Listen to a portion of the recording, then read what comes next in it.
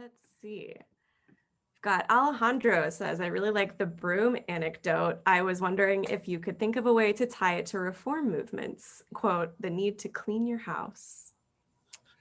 Wow, that's such a great intellectual connection because this really changes the lives of middle-class women, that, those very women that are involved in different reform movements. And so their world had changed so much by the market revolution that, they had been in subsistence farming times more involved in the production of food and different things that, were produced on the farm.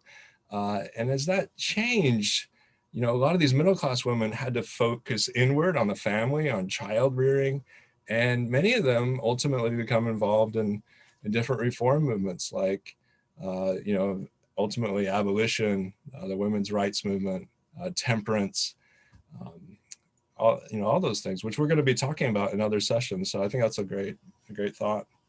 Terry makes the point women had time to get involved in reform because the Industrial Revolution gave them more time. Yeah, no, that's right. That all of these things happen because, because of these changes.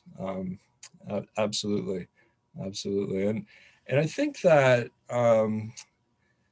sometimes I think we forget how much women did economically, and that's what's great about the Lowell story. But in some ways, it's a continuation of other factors, other things that have been happening earlier in American history. Working, for working people, for working class, women had worked, all the time. That wasn't completely new, but certainly the type of work changed in this period. Let's see. Don says, do you feel the market revolution was significant in the development of sectionalism? How did it increase the division? Don, I can always count on you for a tough, good history question. Yeah, absolutely. I think that the market revolution is critical to sectionalism, and there's a debate that historians have about whether the South experienced a market revolution.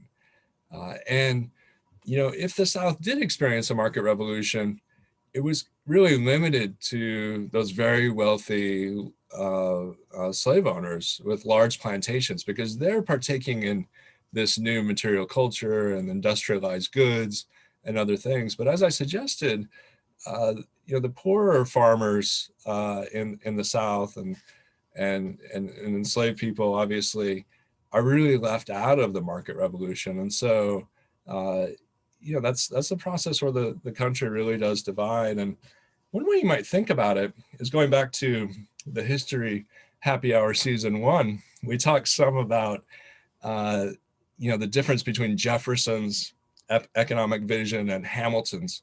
Jefferson was an agriculturalist. He imagined America becoming an agricultural empire, which it did in many respects. Hamilton imagined the United States following Britain and becoming more of an industrial power. And in some ways, both of these things came to be, but in different regions and different ways. Hamilton's vision comes to be in the North, and Jefferson's in the South and West. So I appreciate the question, and it's another way of saying how important slavery was, because all of this goes back to the different labor systems in the two regions.